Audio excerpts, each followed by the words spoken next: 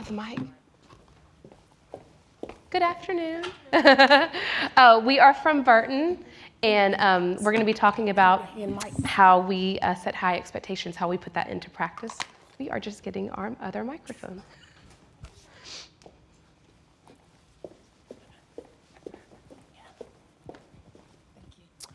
2 years ago, we looked at our data and we found that we had some gaps between our subgroups.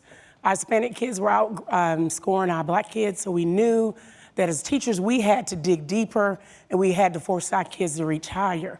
So we put a plan in place to put 4 things in place to make that happen, to build a culture of high performance. We looked at building relationships, setting expectations, making the work intentional, and then celebrations. So the Burton team is going to share some examples with you. Good afternoon. I just want to speak briefly on relationships. Relationships with the students is paramount for success. We are a Capturing Kids' Heart school, and the motto is when you capture a child's heart, you capture their mind. Students have to know that they're cared about. They have to know that they're loved, and it's not just through words. Love is a verb, so there has to be some action behind your words. Classroom teachers, we stand outside of our classroom doors every morning and we greet our students. So if they had a rough morning at home, they'll see a smiling face when they come in. And it's also a way for teachers to gauge our students. When you know your students, you know if something's a little off. When you build those relationships, you're building trust. When you have that trust in the classroom, students are more comfortable coming to you with concerns. Mr. Daniel and I, our classrooms are connected through an office, and many times my students say, Ms. Bullock, can I talk to you in private? Can I talk to you in the hallway? Last year, a student felt comfortable enough to share with me that she was being abused in her home. This year, just a couple weeks ago, one of my students told me he was feeling down, and we started a conversation. He said, well, my mom told me she doesn't want me living with her anymore, so now I'm with my dad. I teach 5th grade. So when you build that trust, when you build that relationship, you're able to support your students, and they feel safe, they feel secure, and they're okay if they make a mistake in the classroom because they know it's a safe place. She loves me. It goes beyond the classroom. When our students are involved in outside activities, teachers are there cheering them on. We're letting them see us in the stands, the basketball team. Mm-hmm. You have most of the teachers in the stands cheering on their students. So when you have those relationships, it just starts the foundation for success. Good afternoon. I'm going to talk about the relationship still, but it's about the parental involvement. Most times, if you don't have any relationship with the parents and it's not going deep, they don't trust you with their babies. Even if they trust you, they are very skeptical. We have built a relationship with our parents and the community in such a way that when we write to them or call them, they are willing to listen. Most times, when a parent is called, in so many places it's about what your child did wrong, what your child didn't do wrong. But in Burton, most times we call them and say, you have an awesome child. This is what he or she did. So they're willing to hear you out if you call them and say, we need to have a conference, there's something going on. They know there's no bias. They know you love the kids. We go all the way out to the communities to communicate with them about our babies. So it's not like, oh, when you're in school, you are in school. It goes beyond the school doors. That relationship makes them feel comfortable coming into school. They don't feel like, oh, they don't listen to me. When they come to school, they are coming to meet teachers that are like family. So Burton, we are a family. Whether you're a parent or you're in the community, we make you comfortable coming in, and it's welcome. Because parents are very important and integral to the child's development. So that's part of our trick, winning the parents and the community. So I'm going to speak about expectations. And when I think about expectations, we all have expectations, and especially high expectations. Administrators, legislators, parents, everybody has high expectations for students. They want the best for them. But what about the students themselves?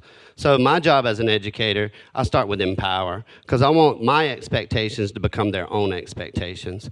And we start at day one with empowering our students. And what I do on day one, I teach 5th grade math and science, and I just get down to basics, and I just ask, well, what is science? What is math? And then we start defining and getting their opinions. I show them that I value their opinions, and their opinions matter. We share it, we discuss it, we enrich each other with our opinions. And then we just start to talk about what is science and what is math, and then we start to talk about what we're going to be doing in the classroom. And by the end of the classroom, students are starting to realize that, hey, I'm a scientist. I'm a mathematician because I'm doing the same kind of practices that they do. I'm going to be doing those in here. And after we do this, I'll give them an assignment where they're supposed to draw science. This is the first thing they come in, they're supposed to draw a scientist, their perception of what a scientist is, what it looks like. A lot of times it's that stereotypical image, man, glasses, lab coat. And then we start to dissect that, and is that actually true? And then we actually, homework that night is for them to draw themselves doing scientists, because that's what they're going to be in the classroom. They're going to be the scientist, they're going to be the mathematician. And they're going to be the ones that are exploring, they're going to be the ones talking about things, their models are going to be showcased. It's not me, the authority, telling people how to do things and giving them explicit instructions. It's us as a community coming together, empowering my students so that they can talk about their models, and it's not just Mr. Daniel's equation, it becomes Anaya's equation or Melvin's metaphors or somebody else's prediction in science. It's their hypothesis, it's their experiment, and they get to showcase that for everybody to see, and that becomes empowering for them. And then when they have that success, they start to believe in themselves, and then the test is just a formality for them. It's just something that they're going to go ahead and prove that they can show everybody that I am more than just what you tried to account me for. I'm somebody who can achieve, and I'm not going to be scared of anything you put in front of me because I already got this. I know that I can do it. I've done it before.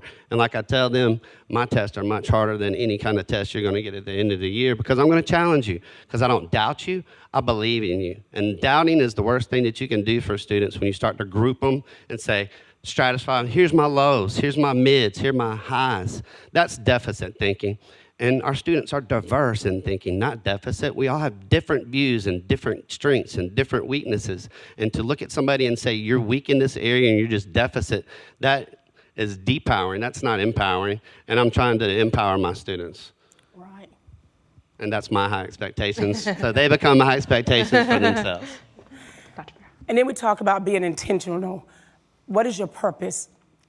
These teachers here, they know every kid has a gift. It's up to them to find it. They know every kid has potential. It's up to them to find it. At Burton, we found some potential and we found some talents because we dug in the data. If you pair us up against any school in Durham with a different demographics, most of the time we're gonna lead. We're gonna be leading them. People ask how and why, but we tell them we purpose in what we do. There's a purpose for our kids.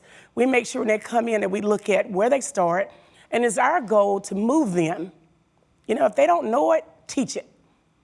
If they don't get it, make them get it, right? Work hard to make them get what they need.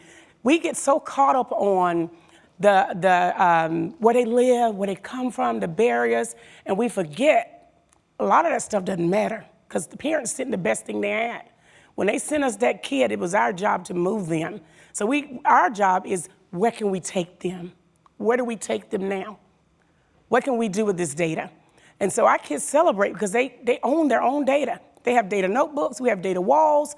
Parents can come in and meet with me. They look at the data and they know they're able to say in M class, my kids should be at a C at the end of the year. We got Hispanic families don't speak English, but they know that kindergarten need to be on an E when M class is in place because we've trained them, we've told them how to look at the data. So being intentional has changed the playing field for us. Our goal is to be a B. We're right there on it, but we celebrate like it is a B because we know the work we put in every single day. At Burton. So celebrations, all right? So we've worked hard to build those relationships with our babies and with their families. We have set the bar high, and everyone works to meet that high expectation, and we've done that by digging in the data, being very intentional in our practice, so we celebrate. And we're gonna be looking at pictures of some big celebrations that we have, but it's on a daily basis, all right? It does not take too much to say, thank you for doing your best today.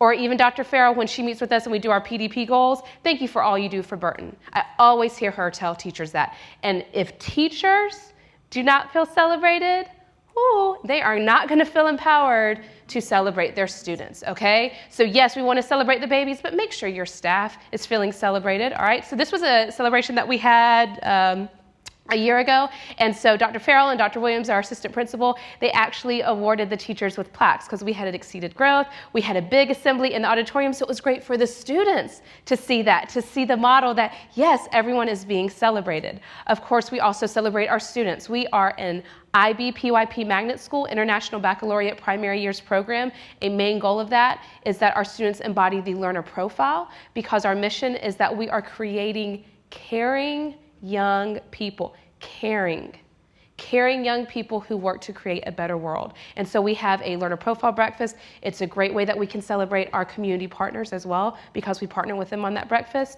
This is a celebration where we honor student staff of the week. We have a student wall, but this is a picture of our staff bulletin board, and I'm talking everyone. Right now, we have our data manager on there, our front desk secretary, and then we have our head custodian, Mr. Sheely. All right, because they are monumental. The whole school needs to be celebrated, okay? And then, of course, we had Dr. Ferrell when she won Principal of the Year for Durham, and then Brandon when he was Teacher of the Year. And I was saying to the first group, the biggest thing that stuck out to me is when Dr. Mubanga came. We got the whole school in the auditorium. We had visitors for Capturing Kids' Hearts that day, so Ferrell was out in classrooms. Y'all know how hard it is to surprise the principal. So we were like, oh, she's going to kindergarten, she's going to first grade, get people in. We had people, running in. And when Dr. Mubanga came in, the whole school's there. You could feel the energy, you could feel the love. And he said, you know what, Dr. Ferrell, we chose to celebrate the only way we know, the Burton way. And I really think that really speaks to our relationships because that's the core of it, folks. If you don't have those relationships, those other things, it's really going to be hard to do. Yeah. So students of poverty are proficient. Don't even guess. Don't even try to figure it out. Just tell them they're proficient. And when they can't reach, you push and make them reach, and they'll get there. Because it's not about the zip code. It's about the instruction in the zip code that makes the difference. Thank you. Thank you.